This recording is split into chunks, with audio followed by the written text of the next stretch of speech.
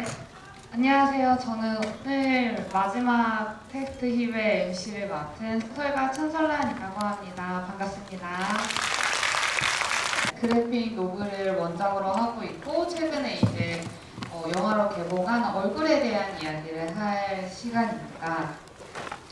요즘에 대한민국에서 가장 핫한 키워드 두 개라고 하면 좀 그렇지만 두 가지 이름들이 있죠. 하나가 두종쿠랑 박정민 배우님이신데요. 여쭤보니까 두종쿠를 모르시더라고요. 이게 바쁜 사람은 원래 뭐가 핫한지 잘 모르더라고요. 그래서 일단 이렇게 모시게 돼서 너무 영광이고요. 요즘에 어떻게 지내시는지 근황 먼저 여쭤보겠습니다. 뭐 별다를 거 우선 인사부터 드리겠습니다. 저는 박정민입니다. 와주셔서 감사합니다. 근황이라고 할 거는 지금 라이브 파이라는 공연을 매일매일 하고 있고요. 매일매일은 아니거든요. 일주일에 4번 정도 하고 있고요. 쉬는 날에는 출판사 출근해서 일하고 있고 그게 다입니다. 너무 바쁘신 것 같은데요. 그렇죠. 네. 네. 바쁜데 막상 또 일하는 시간 총량을 계산해 보면 막 그렇게 열심히 일을 하지는 않는 것 같고 공연도 사실 2시간 하는 거잖아요.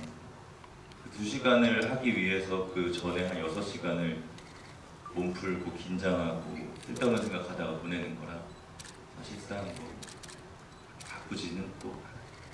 최근에 또 영화가 개봉한 지 그렇게 오래되지는 않았잖아요. 그러면 뮤비 행사도 굉장히 많으셨을 텐데 네.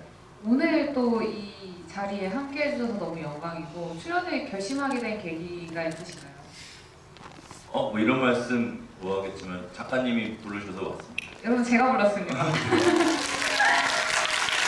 네, 일단 저희 오늘은 작품에 대한 얘기를 나누고 오늘 테마 수행하는 나에 대한 이야기를 나눌 건데요. 여러분 다들 보셨겠죠? 영화 얼굴. 제가 방심하고 틀었다가 정말 충격을 받은 영화인데요. 그리고 최근에 이제 배우님은 핫하게 했던 청룡영화제 영상도 이제 최근에 보고 영화 얼굴을 보면서 느꼈던 가장 큰 지점은 이런 단어가 조금 그렇긴 하지만 배우님이 진짜 눈알 연기를 잘하시는구나.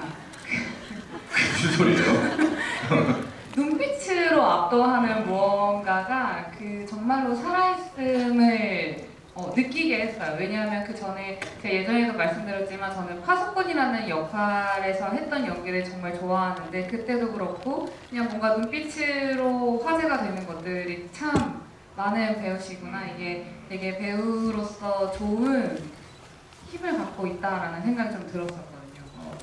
뭐 그렇게 말씀해 주시면 감사한 일인데 사실 저는 그렇게 생각해 본 적은 단 한 번도 없습니다. 눈빛이라는 키워드는 사실 저한테는 일종의 컴플렉스 같은 거였어요. 정말 그 눈빛으로 유명한 배우들이 많이 있잖아요. 예를 들어서 파수꾼 같은 경우도 사실상은 이재훈이라는 배우의 그 순간순간마다 변하는 그 눈빛이 주는 감정들의 변화에서 관객들이 굉장히 놀라움을 느끼신 거고 여러모로 그런 저런 눈빛을 갖는 사람은 도대체 어떤 삶을 살았길래 저런 눈빛을 장착하고 있을까라는 생각을 하면서 지냈던 배우라 그렇게 말씀해 주시는 게 굉장히 감사하면서도 제 개인적으로는 크게 납득은 안 가요. 근데 이번 얼굴에서는 배우님의 그 눈 연기를 빼놓을 수 없잖아요. 다들 공감하지 않으시나요? 저는 보면서 이분의 이런 연기를 볼 수 있다는 게 너무 감사했고 예전에 한번 기억하실지는 모르겠지만 저희가 이제 출판사로 만났을 때 배우님이 제가 이것저것 하는 것에 있어서 아니 그냥 글만 쓰세요라고 하셨던 적이 있어요. 그래서 영화를 보고 딱 제가 느낀 소감은 배우님을 출판계에서 퇴출시켜야겠다. 다시 영화만 주구장창 찍으시도록 해야겠다라는 생각이 들 정도로 너무 압도적이고요. 그 영화에 대한 얘기를 조금 더 해볼게요. 이번에 얼굴은 연상호 감독님의 그래플 노블이 원작이잖아요. 배우로서 시나리오를 읽었을 때와 출판인으로서 책을 볼 때 작품을 보는 눈이 조금 다르시나요? 그리고 이 시나리오를 받았을 때 해야겠다라고 마음을 먹게 된 이유가 있으신가요? 저는 그 출판사에서 작가님들의 어떤 글을 보는 것과 배우로서 어떤 시나리오를 받아서 읽을 때랑 뭐 크게 느낌을 다르지는 않은 것 같아요. 그냥 그 글의 형태가 다를 뿐이지 이 글은 충분히 이야기를 해볼 만한 가치가 있는 것이다 라는 생각이 드는 것은 사실상 느낌인 거잖아요. 저는 보통 느낌에 의해서 선택을 하는 안 좋은 버릇을 갖고 있는 배우라. 근데 그런 느낌들, 좋은 느낌을 주는 글들은 다 공통적으로 작가의 어떤 이야기, 작가가 하고 싶은 말들이 굉장히 명확하게 들어가 있는 것 같다는 느낌을 받아서 보통 그렇게 좀 다른 것 같지는 않고, 이 시나리오를 받았을 때는 해야 되겠다라는 마음을 가진 건 사실 시나리오를 보고 그런 건 아니었어요. 원래 이 그래픽 노블이 있었고, 그 기훈의 명작인 염력이라는 영화가 있습니다. 사람들에게 많이 알려지지 않은 감독님의 그 두 번째 실사 영화 염력이라는 작품을 찍고 나서 무대 인사하는 과정에서 감독님의 얼굴이라는 책이 나왔고 그때 선물로 주셨고, 그래서 집에 가자마자 이제 봤더니 너무 재밌었어요. 좋은 기억을 갖고 있었죠. 그래서 감독님이 영화로 그거를 만들고 싶다고 하셨을 때 또 제가 또 거기서 실없이 할게요 이렇게 할 수는 없으니까 그럼 시나리오를 주세요 하고 이제 시나리오를 받았어요. 근데 똑같은 거예요, 그냥 그 얼굴이랑. 근데 알고 보니 시나리오가 없어서 제가 시나리오를 달라고 하니까 놀래가지고 새벽에 그냥 그 만화를 펴놓고 시나리오를 쓰신 거예요. 천재는 다르다. 네. 그래서 똑같았어요, 그거랑. 그래서 뭐 시나리오를 보고 와 역시 다르다라는 느낌은 뭐 없죠, 어쩔 수 없이. 근데 그 원작이 워낙에 마음을 울리는 게 커서 당연히 감독님 작품이니까 해야 되겠다라고 해서 한 거죠. 시나리오에 대한 지분이 생각보다 막대하신 것 같은데요. 어쨌든 이 영화 자체가 배우님을 통해서 시작한 영화가 되겠네요. 그러니까 자기가 시나리오를 갖고 있는 줄 알았대요. 그래서 주려고 하드를 열어봤더니 없어서 부랴부랴 써서 저한테 가장 먼저 주시고, 그걸 이제 배우들과 스태프들에게 공유를 한 거죠. 뭐 아말로 치자면 그게 맞을 수도 있는 거죠. 제가 달라 그래가지고. 그러면 좀 더 작품에 대한 얘기를 네. 하자면 그 그래픽 노블을 처음 봤을 때 이 이야기 작가가 하고 싶은 의도가 어떻다고 느꼈어요? 그러니까 사실 얼굴이라는 작품 자체는 좀 피상적으로 보면 좀 뚜렷한 주제의식인 것 같긴 해요. 헷갈리지 않는. 을 가지고 읽으셨는지 아니면 배우님만의 해석이 좀 더 가미된 게 있었는지.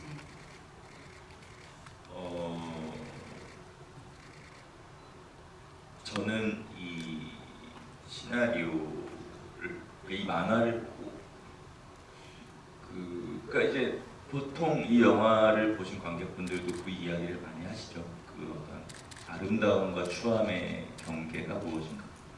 과연 아름다운 것은 무엇이고 추한 것은 무엇인가? 그리고 마지막에 나오는 그 사진이 많은 이야기를 해주기도 하죠. 그 정도의 마음으로 제가 좀 읽었던 것 같아요. 그 만화를 볼 때도, 시나리오를 볼 때도. 그리고 연상호 감독님의 작품에 제가 몇 번 출연을 했고, 제가 거절한 시나리오도 있으니까 감독님의 시나리오를 꽤 많이 본 편인데, 감독님의 시나리오에는 늘 본인이 하고 싶은 말이 정확하게 있거든요. 그리고 그것이 굉장히 삐뚤어져 있어요. 그러니까 사회를 보는 이 시선이 굉장히 비뚤어져 있다. 좋은 의미로. 네.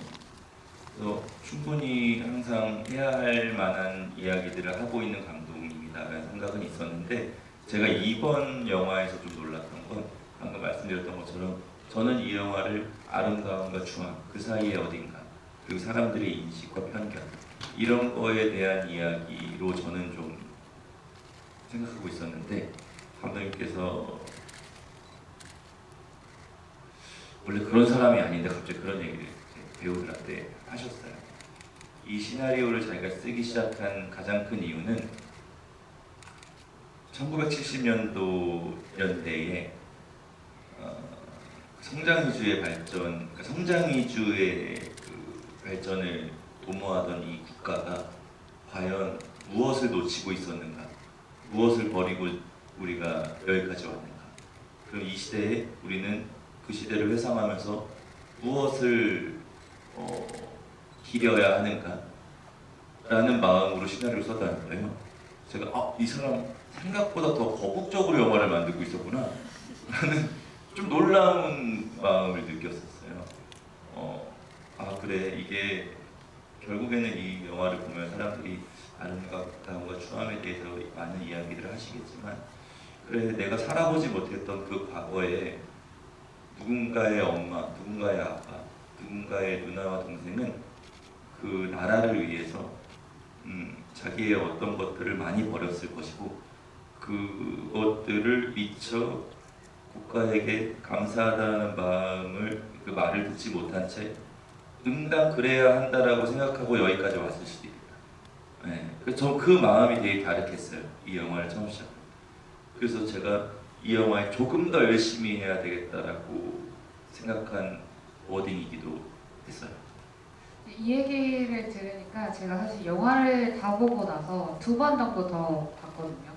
제일 궁금했던 건 사실 결말에서 사진이 꼭 나왔어야 했을까라는 생각이었어요. 저는 사실 나오지 않을 줄 알았어요. 저는 원작을 더 나중에 봤거든요. 그래서 영화를 볼 때는 그 영희라는 인물의 얼굴이 끝까지 나오지 않겠다라는 생각을 했던 이유 중에 하나가 그 영화에서의 결말 전까지 그 관객과 이걸 보고 있는 관객과 그 다음에 영규와 동화는 똑같은 입장이에요. 유일하게 영희의 얼굴을 몰라요. 그래서 유일하게 영희가 하는 모든 행동들을 외적인 기준에 맞추지 않고 그 행동의 중심을 두고 그 영희를 기리고 그의 어떤 정의로움이나 선함을 쫓잖아요. 근데 마지막에 그 얼굴이 딱 나온 순간 세상이 갖고 있는 미의 기준을 관객에게 밀어버리는 느낌이 나는 거예요.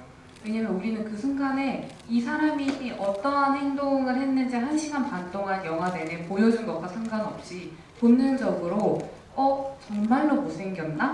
이게 못생긴 얼굴인가에만 집중을 하게 되는 거예요. 그 앞에 행위들을 잊고 그래서 이 마지막에 보여진 얼굴에 대한 감상을 나는 해버린 것이 내가 평범하게 생겼네 라고 평가를 해버린 것이 나 스스로도 이 영화에 대한 뭐랄까 그 다른 인물들이 되어버린 느낌이 들었고 그래서 시나리오를 받았을 때도 마지막에 그 얼굴을 보고 울잖아요 아들이 많이 그때 그 배우님의 해석은 어떤 방향이었나요?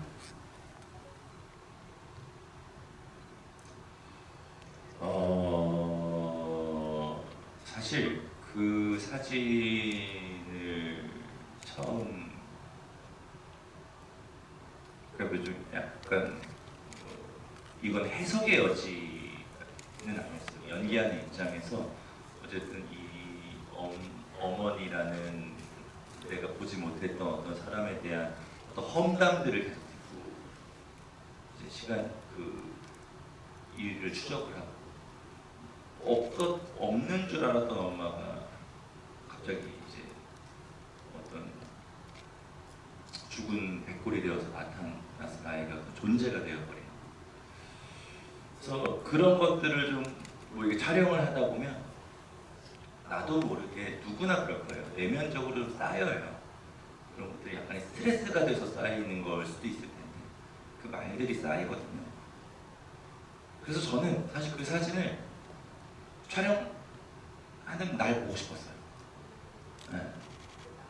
그 그 순간에 사진을 그 촬영할 때 내가 딱 처음 보면 어떤 감정이 나올까 너무 궁금했어요. 근데 어느 날 감독님이 헤 이거 봐라 이 사진 이거 나왔다 이렇게 보여줘 주는 거예요. 그닥 거룩하진 네, 않으셨나요? 뭐 이거 왜 나 지금 왜 보여주냐고. 왜 사진 잘 나와서 보여주는데 왜? 나 이거.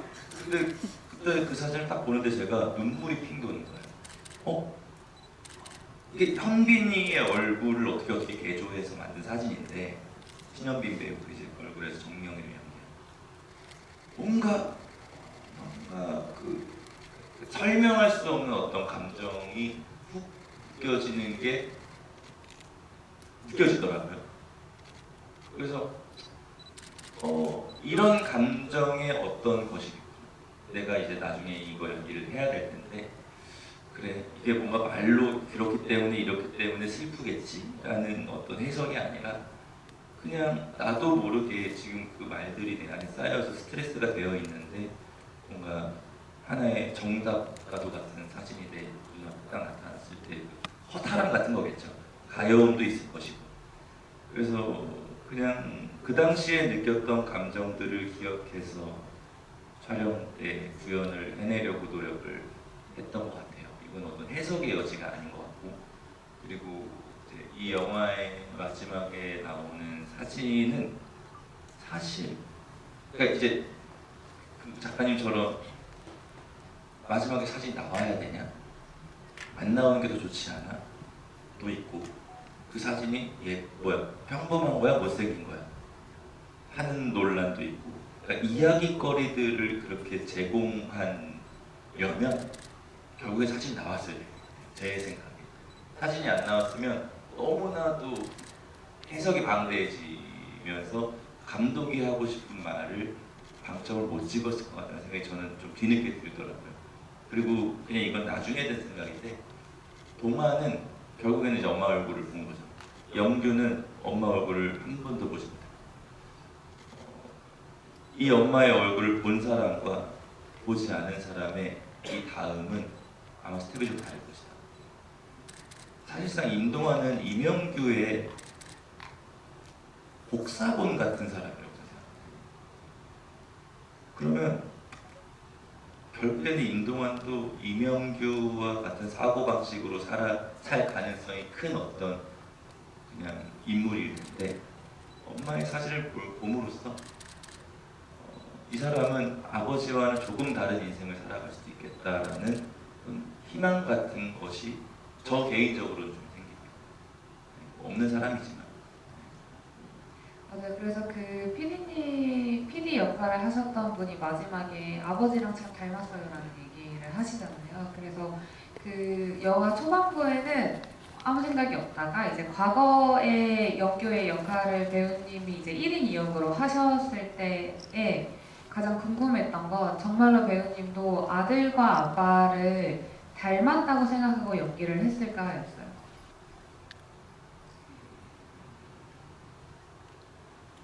그러진 않았던 것 같아요. 이명규는 이명규로서의 목적성이 따로 있고 임동환은 임동환으로서의 어떤 목적성이 따로 있기 때문에 그걸 뭘 함께 연기하겠다라고 생각하고 하진 않았던 것 같은데 그냥 이 선택 한 배우가 아버지와 아들을 연기하겠다라고 그냥 애초에 처음에는 저의 그 욕망 어린 선택, 눈에 띄고 싶은 어떤 배우의 욕망, 습성이 나중에는 그게 1인 한 사람이 같이 닮은 듯 표현이 되는 아버지와 아들이 연기한 것이 영화적으로는 그 방금 작가님 말씀하신 것처럼 그런 어떤 의도성을 취할 수 있는 꽤 근사한 선택이었을 수 있겠다. 생각은 추후에 들었죠. 그럼 혹시 영화 촬영을 하면서 어떤 장면이 가장 기억에 남나요?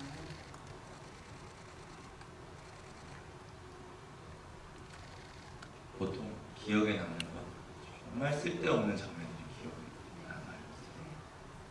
예를 들면 그냥 저 배우가 너무 말도 안 되는 NG를 내서 엄청 웃었던 장면. 예를 들면 그런 것들이. 저는 무슨 장면이 기억나냐면 임성재 배우가 백사장 역으로 나온 젊은 백사장 사진을 찍어주잖아요. 지금 전문가인 것처럼 사진을 인화도 하고 현상도 하고 하잖아요. 근데 얘가 첫날 와가지고 연기를 하는데 카메라를 보통 그 옛날 카메라는 이렇게 이제 포커스도 잡고 찍어야 되잖아요. 근데 이렇게 찍더니 이렇게 보는 거예요. 미친놈 아니야? 뭐가 나온다고 그 뒤에를 보냐고. 나 자기도 습관처럼 하나도 준비를 안 해갖고만 서로 막 농담 삼아 엄청 웃었거든. 그런 장면들이 기억에 남지. 제가 막 잘했던 장면 뭐 이런 데는 오히려 고통스러워서 잊어버려요. 네. 저는 인상 깊었다. 그 장례식장에 영정사진이 없잖아요. 그때 그걸 바라보는 아들의 표정이 뭔가 생전 처음 보는 얼굴인 거예요. 그리고 그런 이미지 자체의 충격도 좀 컸고요. 네, 그렇죠. 그리고 두 번째는 방금 이제 깨달았는데 사실 저는 그 이명규가 영희를 아무 숲에 자기가 던졌다고 믿잖아요. 그 주변에 네네네. 이제 다 그 나쁜 사람들이 서 있었으면 그걸 모르잖아요. 그게 처음 볼 때는 약간 어떤 의미의 불쾌함이 굉장히 컸거든요.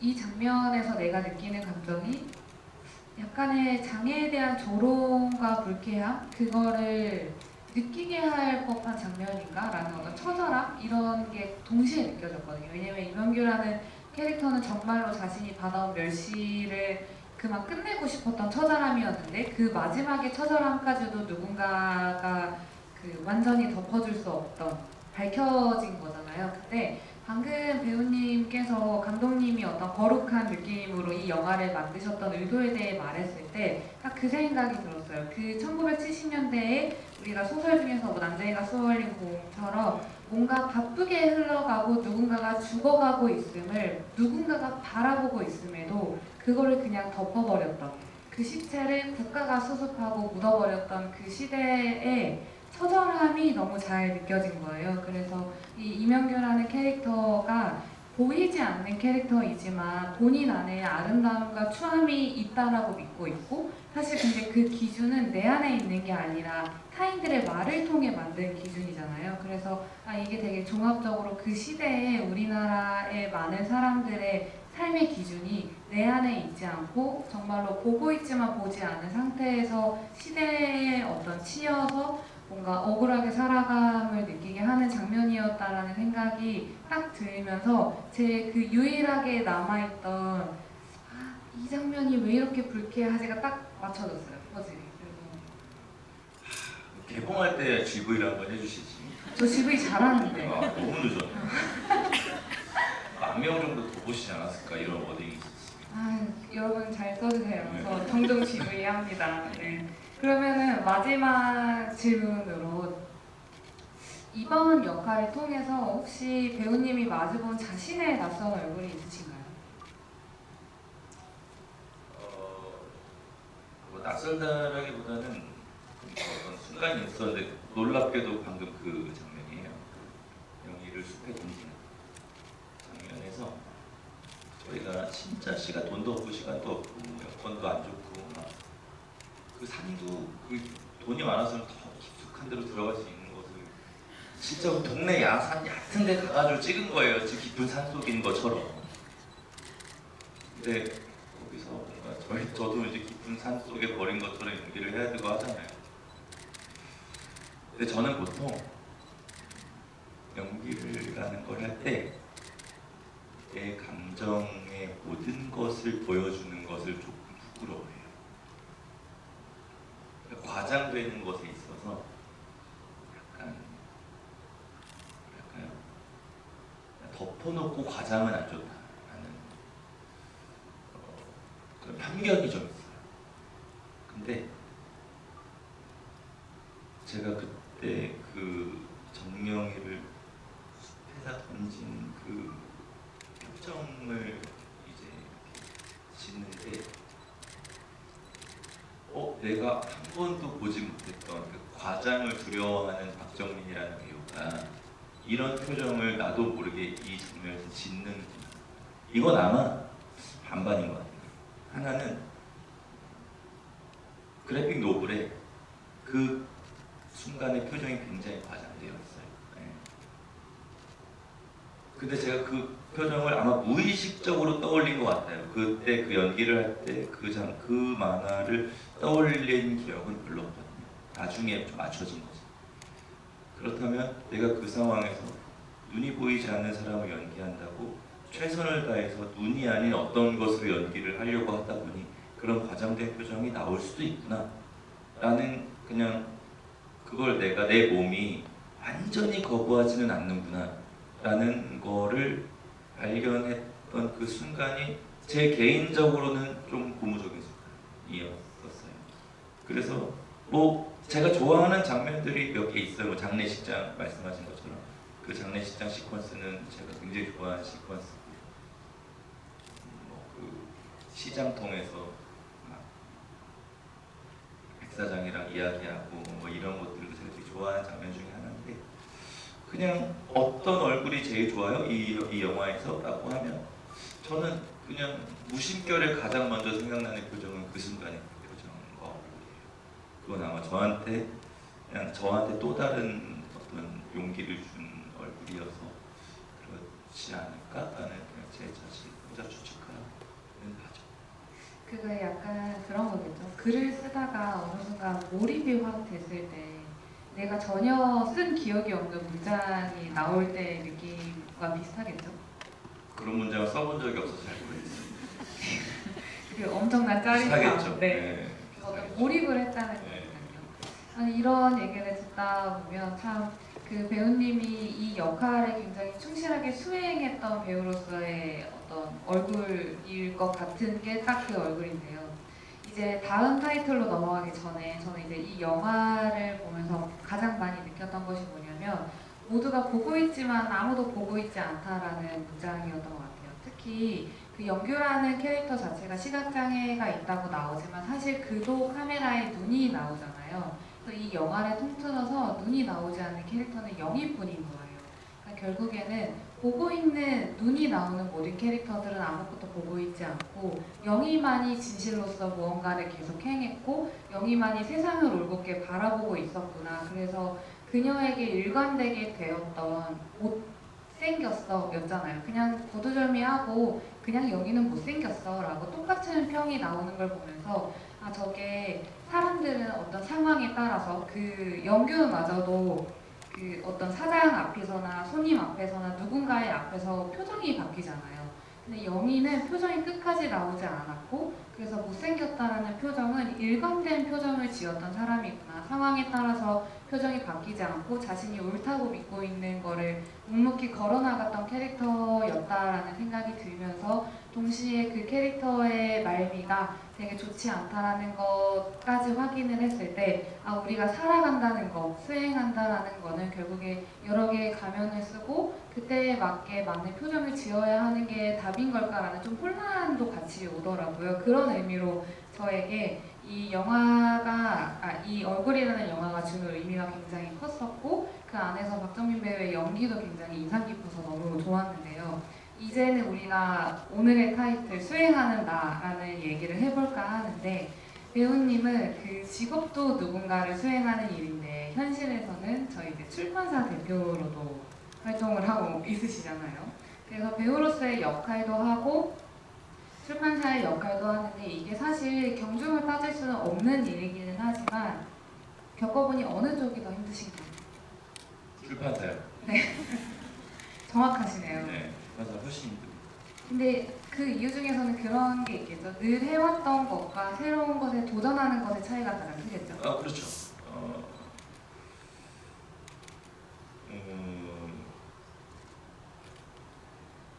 그러니까 배우는 그죠, 말씀하신 것처럼 제가 계속 해오던 것들이고 노하우도 있고요.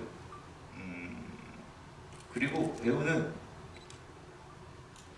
너는 연기만 잘하면 돼. 나머지는 다 우리한테 맡겨. 하는 사람들이 있어요. 가장 가깝게는 매니저도 있고요. 감독님도 계시고 제작사의 대표님도 계시고 스태프들도 있고요. 그 동료 배우들이 서로가 잘할 수 있게 도와주고 그러다 보니까 이제 그런 노하우들이 좀 생기는데 이제 이건 제가 처음 해본 출판 대표는 이제 막 본격적으로 한 게 이제 올해부터니까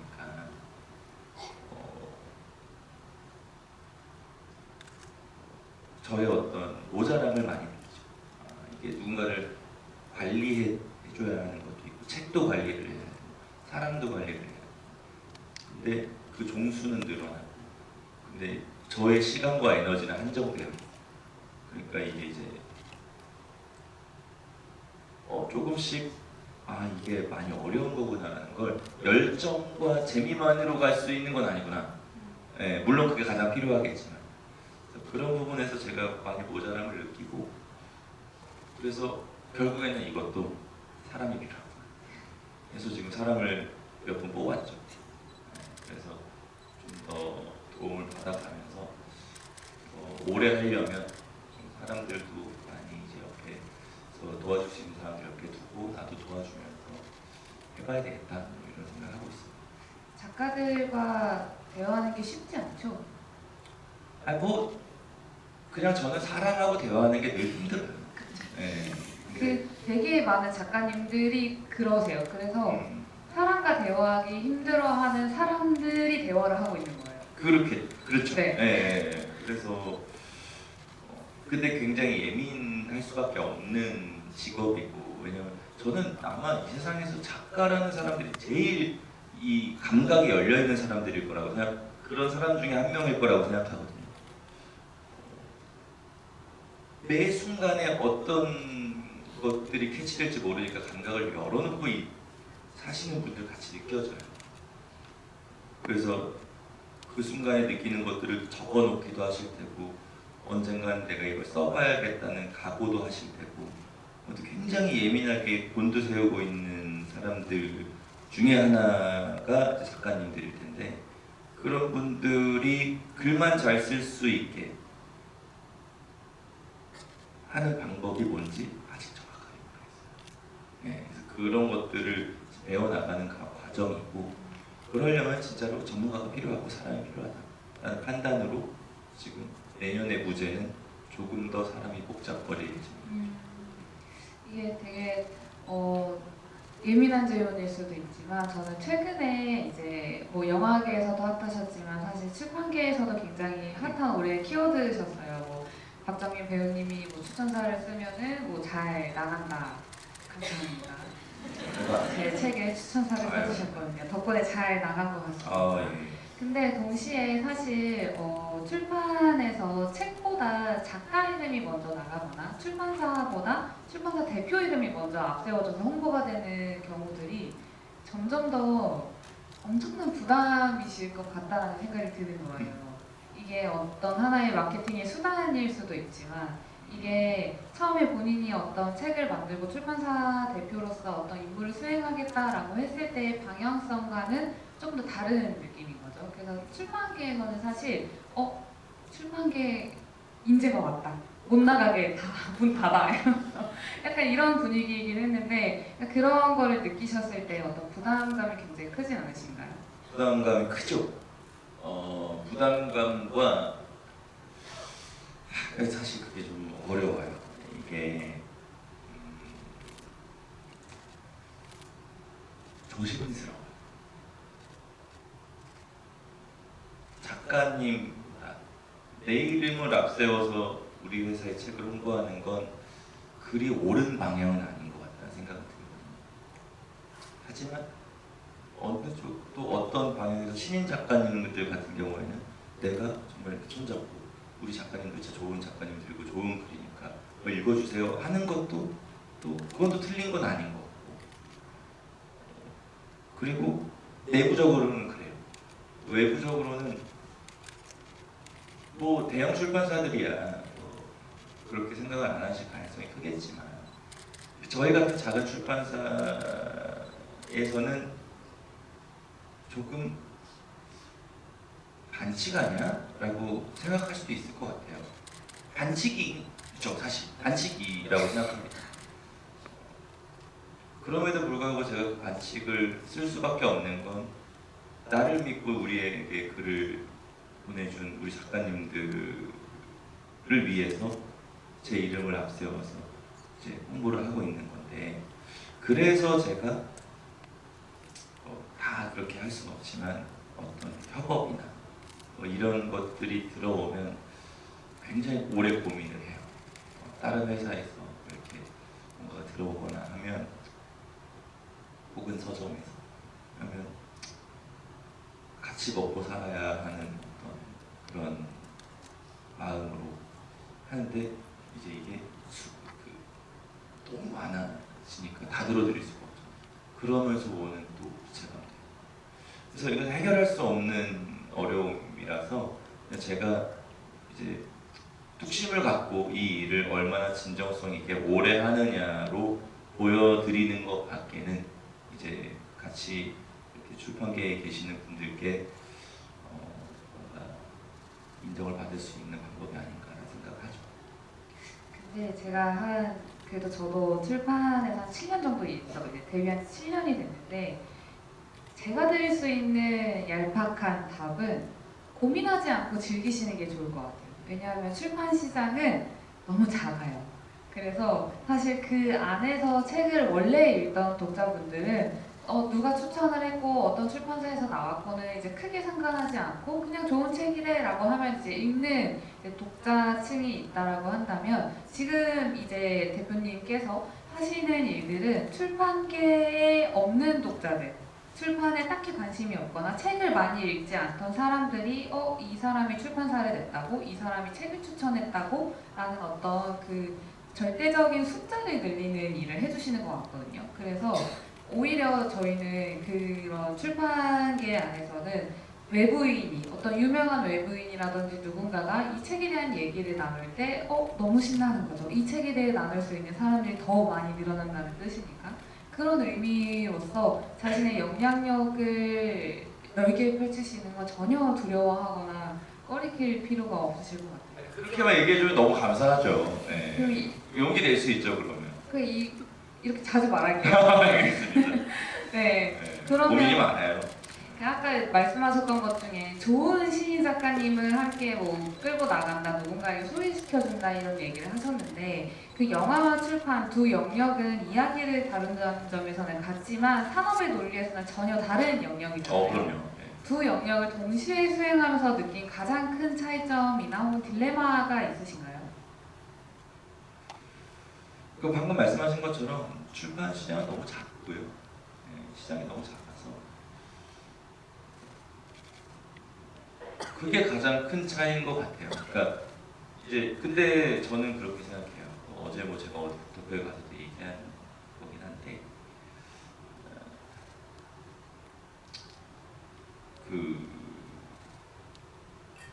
뭐였더라? 갑자기 머리가 까먹었어요. 정말. 아니, 그럴 수 있죠. 제가 요즘 이래요. 네, 그럴 수 있어요. 네. 네, 오늘도 일을 하고 오셨죠? 네네네. 그렇게 왔는데 아무튼 이거예요. 책은 가장, 그러니까 이렇게 뭐랄까, 창작자가 이렇게 해가지고 물론 작가님들이야 너무 고생해서 쓰시는 글이지만 가장 저렴하게 낼 수 있는 예술 작품이라고 생각해요. 네. 그리고 그에 반비례하게 확장성만큼은 그 어떤 것보다 그 한계가 없는 게 저는 또 책이고 글이라고 생각하거든요. 그래서 저는 이 출판 일이 굉장히 재밌고 좋아요. 내가 지금 만들고 있는 이 책이 책으로서만 존재할 수도 있겠지만 또 어떤 것으로 확장되어 나갈 수 있다는 그 가능성이 굉장히, 저는 그 형태가 굉장히 예쁘다고 생각하고 고귀하다고 생각해서 내가 이걸 만들고 있다라는 내 자신이 기특할 때도 있어요. 네. 그런 지점이 굉장히 좋죠. 그런데 영화는 물론 요즘 뭐 영화 시장이 좀 안 좋다고는 하지만 내가 정말 좋아하는 사람들과 많은 사람들과 협업해서 물론 많은 돈이 들어가지만 뭐 길게는 6, 7개월, 짧게는 3, 4개월 동안 영화를 찍어서 많은 사람들한테 동시에 내보일 수 있다. 예, 그리고 한 공간에서 같이 볼 수 있다라는 어떤 그 희열은 또 포기할 수 없는 거거든요. 그래서 그런 지점들이 너무 확연하게 달라서 이 일과 이 일을 동시에 하는 게 굉장히 행운이라고 생각합니다. 예, 그 누군가가 이런 일을 해보고 싶다, 어떤 배우가, 어떤 누군가. 그러면 저는 추천해요. 무리하지 않는 사람이 만나면. 그래서 굉장히 저는 그냥 제가 느끼기엔 내 나름대로 굉장히 가치 있고 값진 일을 하고 있다라고 생각이 들어서 굉장히 좋습니다. 네, 말씀해주신 것처럼 그 소설, 일단 저는 소설을 쓰는 사람이니까 소설가를 택했던 이유는 저는 원래 이제 영화 감독이 꿈이었거든요. 학창 시절 때는. 근데 그때 영화과에 들어가면 졸업 작품 찍을 때 사비가 5천만 원 정도가 든대요. 뭐가요? 사비로 영화 독립 영화 찍을 때. 아, 그 나중에? 네. 네. 그래서 포기했어요. 근데 그걸 누가 어떤 미친 사람이 사비로 5천만 원을 찍어요? 저는 이제 안양역으로 있으니까 영화과에 갔던 선배들이 와서 영화 찍을 때 돈 많이 든다. 그리고 영화를 한 편 망해서 폐가망신을 한 감독들이 많다. 저는 혼자 망하고 싶었거든요. 그래서 소설가가 됐어요. 영화가 망하면 감독이 패가망신하지 않죠. 투자한 사람이 패가망신하지.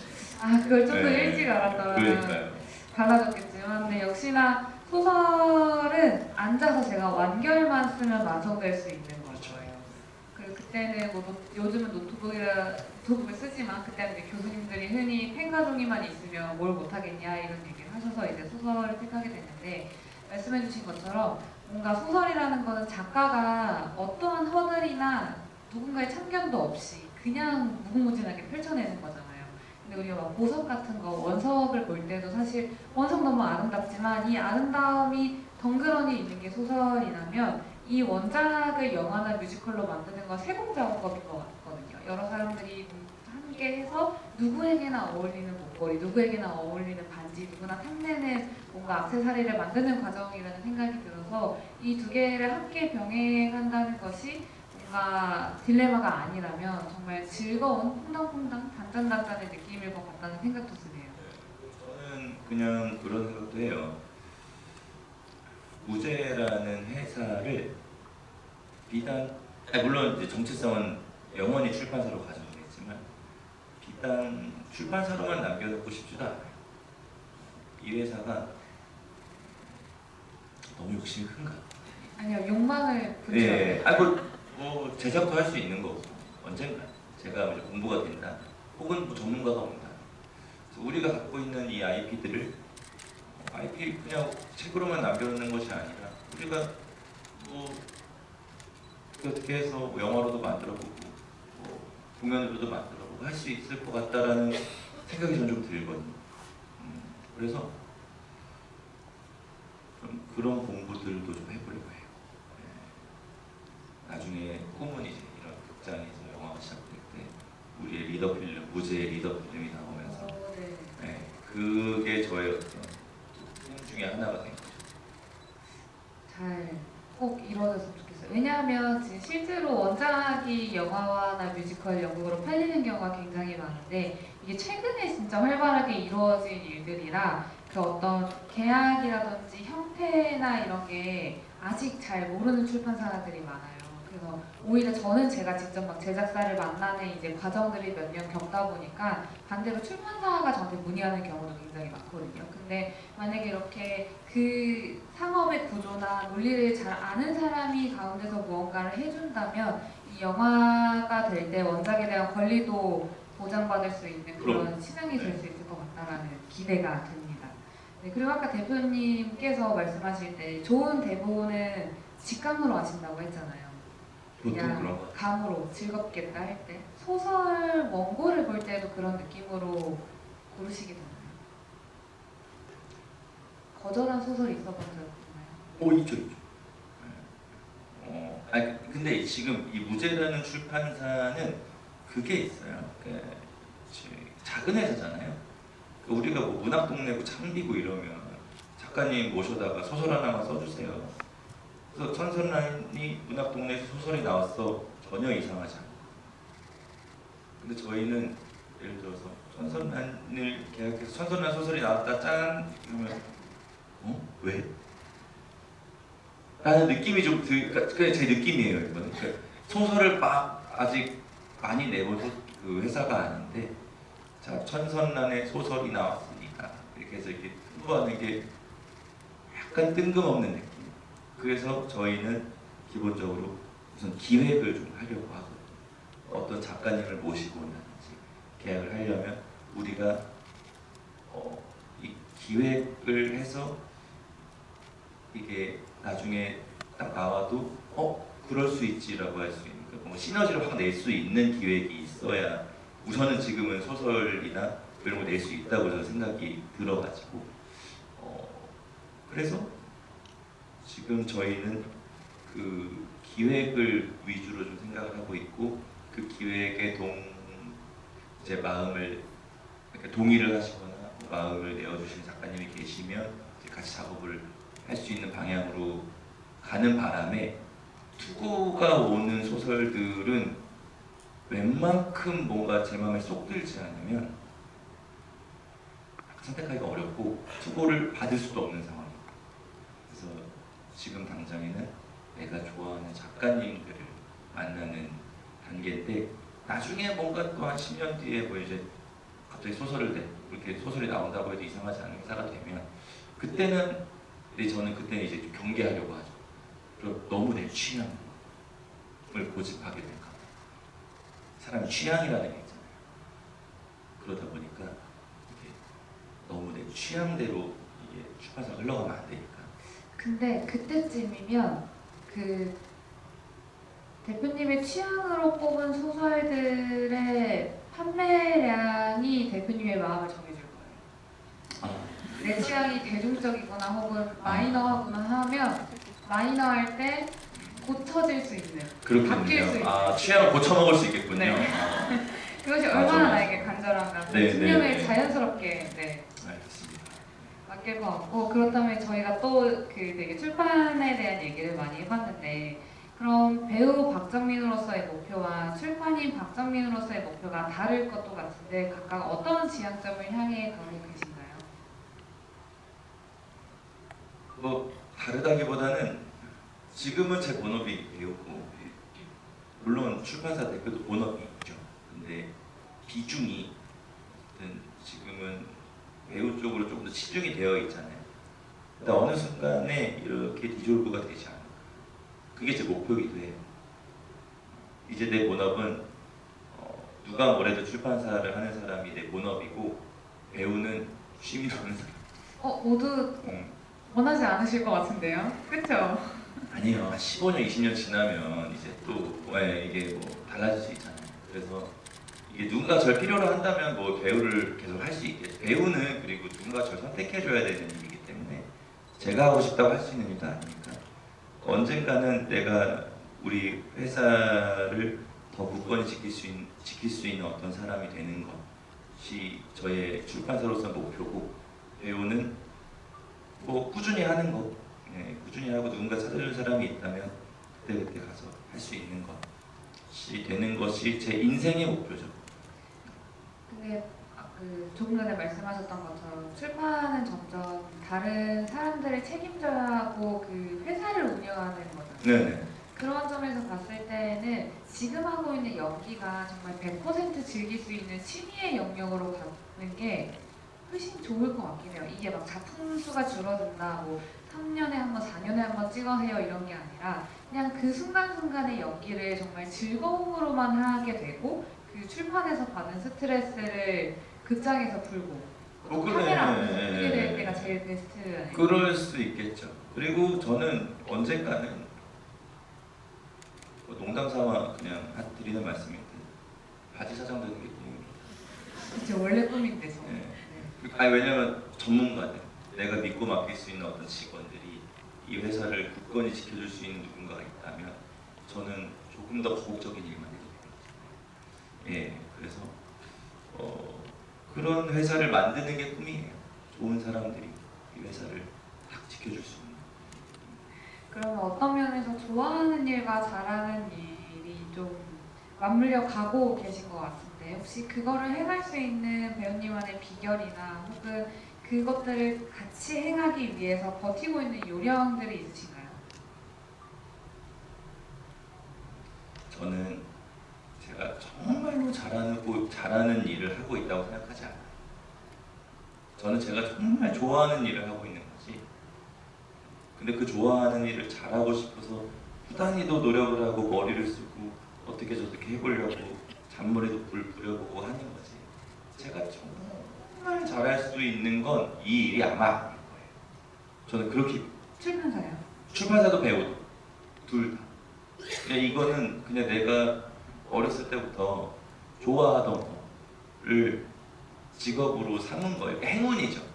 예. 그러니까 뭐 운이 좋게 돈도 벌 수 있게 됐고 그러다 보니까 사람들도 좋은 사람들도 저한테 와주기도 하고 굉장한 행운이라고 생각하는데 전 이 일을 내가 제일 잘하는 일이라고는 절대 생각하지 않아요. 그 잘하는 일이 뚜렷하게 생각나는 게 있으세요?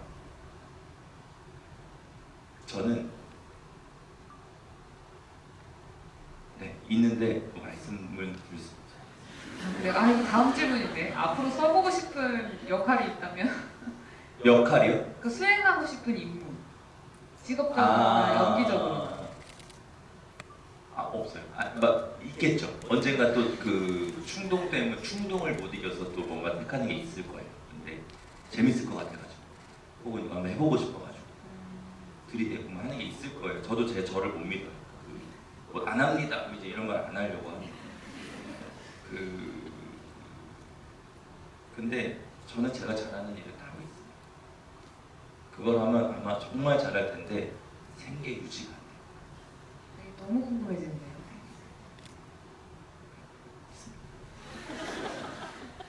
언젠가 출판계와 배우계에서 둘 다 모습을 보이지 않으시면 잘하는 일을 하고 계신다고 생각합니다. 집에서 그걸 하고 있을 거라고. 네. 원래 마지막 질문이 그 앞으로 행하고 싶은 수행이었는데 우리가 알 수 없는 집에서 무언가 하는 그 임무를 수행하실 것 같네요. 그렇죠? 그렇죠. 네. 그렇다면 저희 이제 독자의 질문으로 관객분들의 네네. 질문으로 딱 시간이 맞아서 넘어가 보도록 하겠습니다. 네. 저희가 사전에 미리 몇 개를 받아놔서 저희가 지금 사인을 해둔 책이 3권밖에 없어요. 그래서 우선 3개의 질문을 먼저 드리고 시간이 조금 더 여유롭거나 더 추가하고 싶은 질문이 있으면 추가를 해보려고 하는데요. 첫 번째 질문은 이거는 제가 사심으로 뽑았습니다. 손설란 작가님의 이 띄어쓰기를 잘 들어가. 멜로를 사랑하는 차세대 멜로남주 박정민 배우님, 멜로를 사랑하시나요? 제가요? 네. 그렇다고 하죠. 네. 그렇다면 설란 작가님의 작품이 뮤지컬, 연극, 영화 등으로 재창조된다면 어떤 작품 속에 얼굴을 해보고 싶으신지 궁금합니다. 저는 이번에 제가 추천사 쓴 네. 아무도 오지 않는 곳. 아무도 오지 않은 곳에서의 그 첫 첫 번째. 번째 네. 그 목포. 제가 목포. 네. 제가 그 이름을 제가 항상 기억 못해서 저는 정말 좀 절절하게 읽었거든요. 그래서 가져가세요. 네? 가져가세요. 뭘 가져가요? 그 출판사에서 뭔가를 다 만들고 싶으시다고 하셨잖아요. 네네네. 가져가서 됩니다. 그 출판사랑 합의된 거예요? 허블은 네. 제가 좀 떵떵거려줬어요. 아 그래요? 그래요? 청계사랑 나왔던 출판사여서 괜찮을 것 같아요. 그래요? 네. 알겠습니다. 그럼 이제 고민 한번 해볼게요. 아. 저는 정말 재밌게 읽었어요. 네. 네, 그래. 그렇지. 좀비물이라는 것이 우리가 알고 있는 월드워치나 부산행이나 꼭 그런 것만 좀비물이라고 할 수 없고 오히려 이런 좀비물이 오히려 사람들에게 이제는 좀 더 마음을 울리게 할 수 있는 부분들이지 않을까. 그러니까 항상 좀비라는 소재는 어떤 정말 어떤 사회의 어떤 민낯 이런 것들을 이렇게 들춰내기 위해서 사용됐던 경우가 굉장히 많은 것 같은데, 그치. 마음이라는 것도 충분히 좀비라는 소재로 드러낼 수 있지라는 거를 제가 느껴가지고 탐납니다. 너무 이 질문 해주신 분 감사합니다. 네, 제가 한번 열심히 출판 대표님께 얘기를 해보겠습니다. 네. 두 번째 질문은요. 그 박정민 배우님은 예전 인터뷰에서 본인에 대한 기준이 높아서 만족을 할 수 없고 타인의 시선을 의식하지 않는다고 들었는데 그 영역이 업무적인 것에 하나인가요? 아니면 삶 전체에 해당되는지요? 작게라도 만족감을 느끼는 영역이 있는지 궁금합니다. 그러니까 남들이 잘한다고 하는데 저는 동의하지 않는 거에 네. 대해서 이야기를 본인의 하는 거죠. 기준이 굉장히 높으신 편인 건가요? 그 상황에서 어떤 거요? 타인의 시선을 의식하지 않는 네.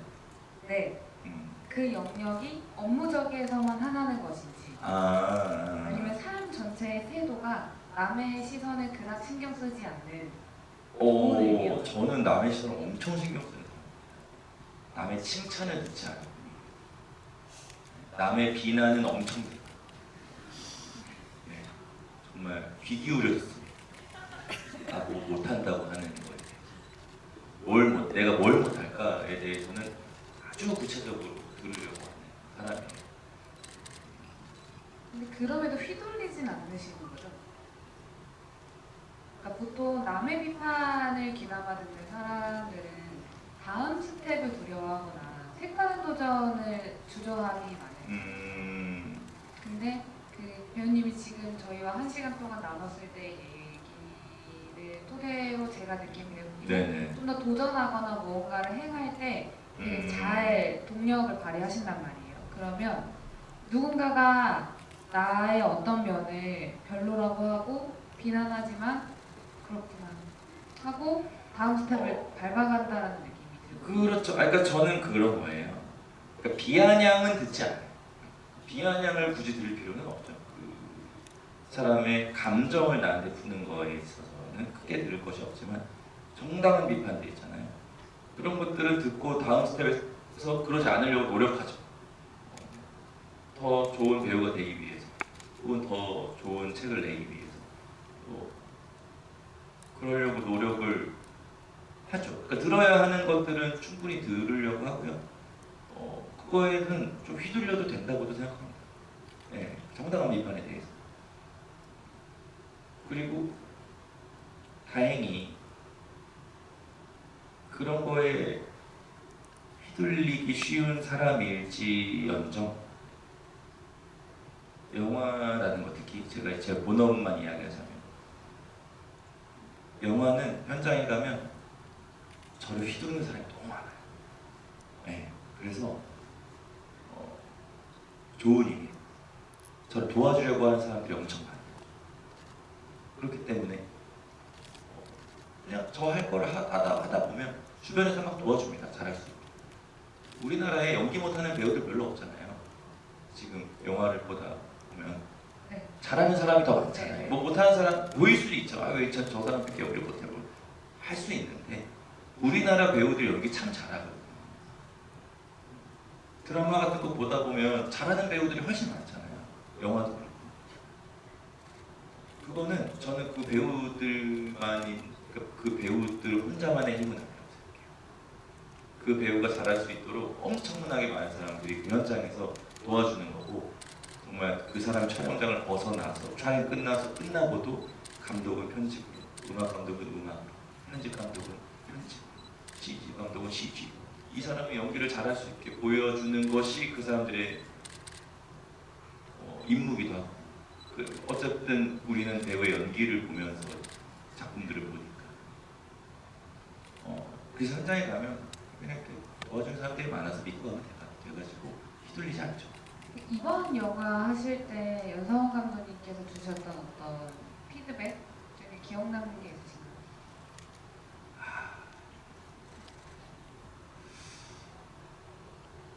있으신가요? 연상호 감독님은 네.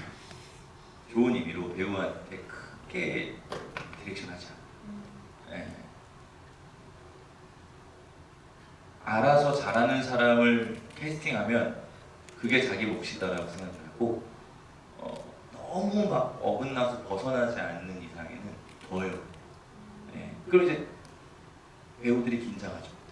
저 감독은 내가 조금 못하는 거에 대해서는 별로 말을 안 해줄 것이 뻔하니 내가 내 저녁에 잘해야 되고 준비도 더 많이 해가야 되고 그러다 보니까 배우들끼리 현장에서 얘기도 많이 하고 제일 기억에 남는 건 그거죠. 가장 저한테 많이 하는 말. 왜 자꾸 한 번 더 하겠다고 해.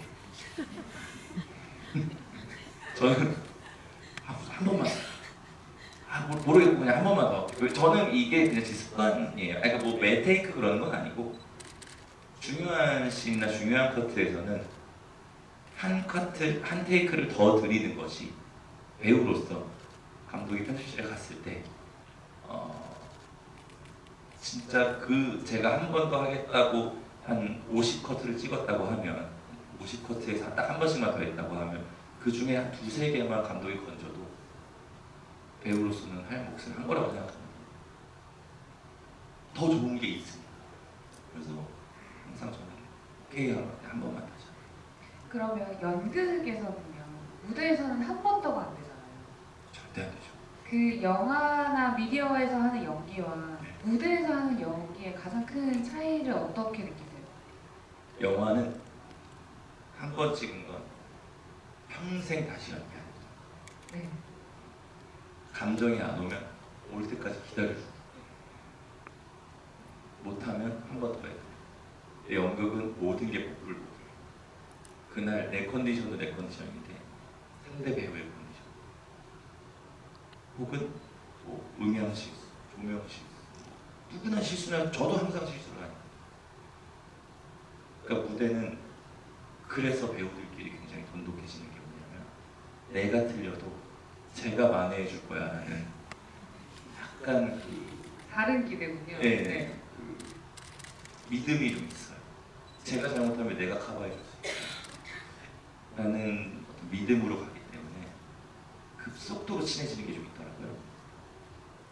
그래서 항상 매 순간이 저는 살얼음판 같아요. 요즘에 무대 올라갈 때 이렇게 하다가 감정적으로 휘몰아쳐야 될 때 아무것도 느껴지지 않을 수도 있잖아요. 맨날 똑같은 걸 하는데 어떻게 매번 휘몰아쳐요. 그건 사람이 아니지. 그래서 그 순간이 과연 오늘은 찾아와 줄까라는 어떤 기대와 두려움, 그 마음을 안고 공연 직전 7시 28분 정도가 되면 심장이 요동을 치죠. 제가 그 연극은 이번이 처음이신가요? 아니요, 몇 번 해봤습니다. 네. 젊었을 때도 해봤는데. 죄송해요. 제가 이 연극 쪽의 필모는 아직 잘 못하고. 뭐 제가 이제 하수근이라는 영화 데뷔를 하고 이제 차기작이라고 해야 되겠죠. 네. 선택한 것이 키사라기 미키짱이라는 일본 연극 원작의 그 연극이 있어요. 제목이 아주 짠치죠. 느낌이 지금 들으면 아주 재밌는 공연이고 당시에는 아주 성공적인 결과라고 공연인데 그 공연은 또 간략하게 이야기를 하자면 키사라기 미키라는 아이돌이 1년 전에 죽었어요. 그리고 그녀의 이제 죽음을 매 1주년을 기리기 위해서 그녀의 이제 골수팬, 오타쿠 5명이 한 공간에 모여요. 그 영혼을 기리기 위해서. 근데 다 나이가 막 아저씨들, 저만 젊은 배우였어요. 근데 이제 반전에 반전을 거듭하는 거예요. 알고 봤더니 아는 사람이었고 알고 봤더니 수사했던 형사고 막 아빠고 막 친구고 막 다 이런 거예요. 그러면서 막 마지막에 눈물이 막 펄펄 터지는 그런 내용인데 그때는 형님들이 계셔. 저보다 20살이 많은 선배님들이 계셔. 근데 이제 그리고 그 이후에 뭐 작게 뭐 아주 작은 소극장에서 2인국 빼본 적도 있고 학교에서 빼고 건방지게 로미오와 줄리엣 같은 거 해보고 그랬어요. 어느 역할이셨어요? 뭐 줄리엣은 아니었을 거 아니에요. 그래서 이제 그런 연극들을 하다가 제가 무대는 내가 못하는 거구나라는 판단을 하고 한 8, 9년을 이상 애써 안 하다가 이번에 오랜만에 하는데 잘 무대에 서는 게 굉장히 두려웠었거든요. 근데 이번에 좀 이 배우들을 만나고 이 연출들과 스태프분들을 만나면서 자신감이 조금 생겼고 용기가 생긴 거죠. 용기가 좀 생기고 매번 이렇게 보러 와주시는 천여 명의 관객분들이 정말 끝나면 박수 쳐주시고 이렇게 하니까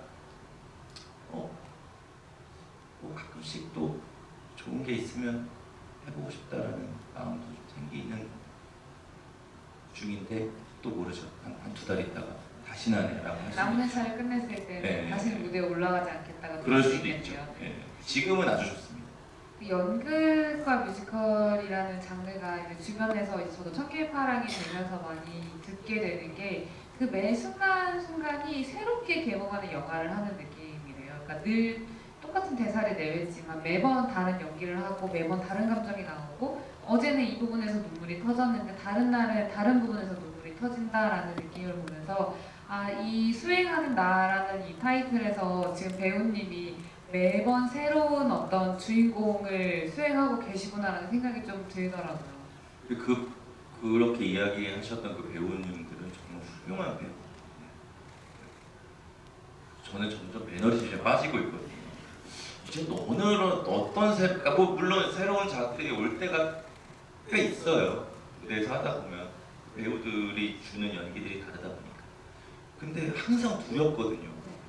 새로운 게 안 오면 텅 빈 채로 연기를 해야 되는데 텅 빈 채로도 이제 보고 있는 관객분들한테는 아주 그 촉촉한 감정을 전달할 수 있는 방법이 무엇일까? 왜냐면 이제 엄청 관록이 있는 배우분들의 노하우가 그런 걸 거 아니에요. 늘 새로울 수 없다. 하지만 여기서 내가 하던 대로 휘둘리지 않고 함으로써 관객분들은 충분히 그 감정을 느낄 것이다라는 어떤 믿음, 그리고 그 순간에 나도 최대한 새로운 것들을 찾겠다라는 어떤 의지, 그것들이 버무려져서 한 공연이 늘 새로운 공연들이 만들어지는 걸 텐데 배우로서는 그 순간이 올지 안 올지를 모르니까 저는 그게 너무 두렵거든요. 늘 찾아와주면 땡큐고 너무 고맙고 안 오면 막 혼자 막 이제 다른 의미의 도전 미션으로 혹시 그 극장에서 혹시 단체대간 중학생들이 온 적 있나요? 아직 없어요. 아직 없어요. 근데 강연이 저는 더블하는 박강현이라는 배우가 할 때는 고등학생들이 왔다고 하는데 엄청 재밌게 보고 나갔다는 얘기 들었어요. 그 친구들을 한번 만나셔야 돼요. 아 그래요? 단체 단체 대관을 하는 중학생, 고등학생을 한번 만나면 그 연극 배우나 뮤지컬 배우로서의 다음 단계의 성장이 이루어진다고 하더라고요. 아 그래요? 왜요? 그 성길파랑에서 한번 중학교 친구들이 단체 관람이 왔는데 시작하자마자 오마이갓 이렇게 시작을 한대요. 아이들이. 저희 효정 씨 때문에 네. 그 어떤 그 상황에서도 내가 그 역할에 집중을 하고 집중을 할 수 있는 네. 그 떨림이 네, 사라지실 것 같거든요. 공감됩니다. 한번 네, 문의를 한번 해보세요. 네. 중학교 단체 관람을 한번 해보자. 알겠습니다. 네. 좋은 꿀팁이죠. 네네. 네. 그리고 마지막 질문인데요. 일단 그 배우로 출판사 대표로 일반인으로 참 많은 역할을 수행하며 지내고 계신 박정민님께 거절할 수도 있었을 배역을 연기하신 적이 있으신지, 그 역을 수행하기 위해 노력했던 일들이 있으신지, 덧붙여 요즘 호랑이와 동거 아닌 동거 중이신데 라이프 오브 파이를 보며 희망, 용기, 신뢰 등의 키워드가 있습니다. 배우님께서 갖고 있는 자신만의 키워드는 무엇인가요? 우선 첫 번째 질문에 답변을 드리자면 있죠. 거절을 하고 싶지만 할 수 없는 작품이 있어요. 그럼에도 열심히 합니다. 그거는 저 이제 임무니까. 거절을 하고 싶은 기준은 어떤 기준이에요? 저는 개인적으로 가장 이제 그것은 내가 못할 것 같은. 아니 내가 나한테 이거 하라고 나 못할 것 같은데. 한데 뭐 어떻게 해가지고 마음이 통해서 자 열심히 해보겠습니다. 라고 될 때가 덜어 있어요. 많지는 않아요. 근데 그럴 때도 최선을 다합니다. 그건 아마 모든 배우들이 다 그러실 거예요. 못할 것 같은 것도 잘하는 것처럼 자신감 있게 하려고 노력을 하고, 그때도 많은 감독님들과 배우들이 도움을 주시죠.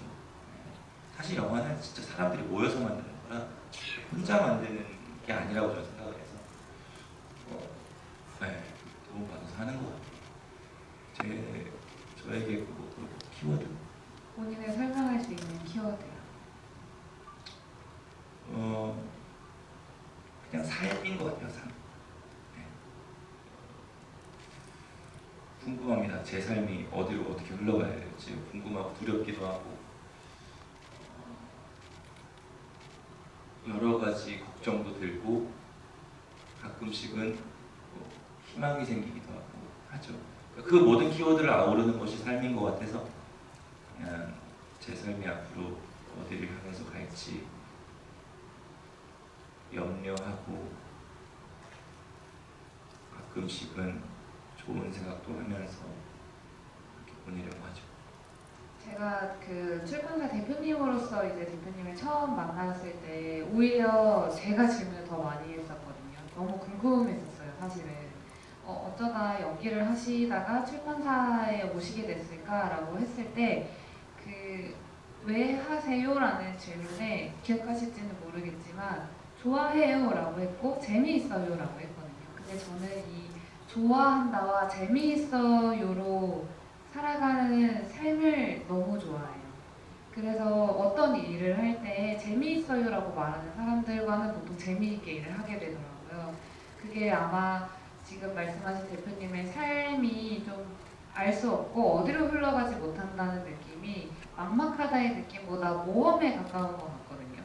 저는 그게 되게 지금 하고 있는 어떤 연극의 결이나 어떤 나아가는 행보로서 그게 참 잘 어울리는 것 같습니다. 그래서 공연 초반에 펑펑 울었어요. 공연 초반에 이입이 했어야 돼가지고 막. 되는데 네. 지금도 펑펑 우는데 제일 많이 울 것 같으실 때 말씀해 주세요. 막공이겠죠. 네. 그러면 이거는요, 지금 다음 부분 없지만 질문 마지막 하나만 빠르게 대답해 주시면 됩니다. 배우님 본인 얼굴에서 가장 마음에 드는 부위는 어딜까요? 얼굴에서요? 네. 진짜 없어요. 영혼이 끝나지 않을 수도 있어요.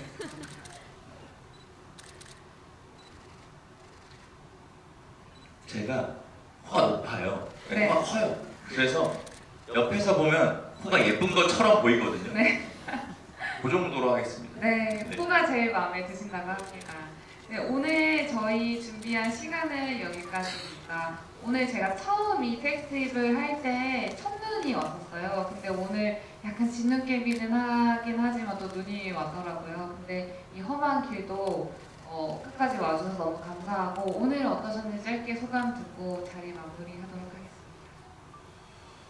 저는 꽤 극장인데 여러분들 이렇게 찾아와 주셔가지고 너무 감사드립니다. 이게 금방 표가 팔렸다고 그러더라고요. 어떻게 아시고 이렇게 아셨는지 참 너무 놀랐고 너무 감사드립니다. 그리고 오늘 또 제가 너무 애정하는 저희 천선란 작가님과 이런 제가 너무 좋아하는 제 작품이 또 얼굴에 대해서 이런저런 이야기를 나눌 수 있다는 게 놀랍고 한 가지 아쉬운 건 여기 연성 감독님이 있었으면 정말 입이 귀에 걸려서 돌아갔을 텐데 저희 멘트도 괜찮았나요? 네, 그 작가님의 해석과 그 멘트들이 또 의외의 어깨를 한껏 올려줄 수 있었을 텐데 한번 전달해 주십시오. 예, 그렇게 할게요. 그런 것이 조금 아쉽고 오늘 저의 답변이 여러분들께 어떻게 다가가는지 모르겠지만 오늘 제가 말씀드린 것들은 딱 12월 23일에 저의 이야기고 내일은 또 제 생각이 바뀔 수도 있습니다. 언젠가 또 바뀐 제 이야기를 들려드릴 수 있는 날이 있으면 또 이렇게 초대할 수 있도록 하겠습니다. 오늘 와주셔서 진심으로 감사드립니다.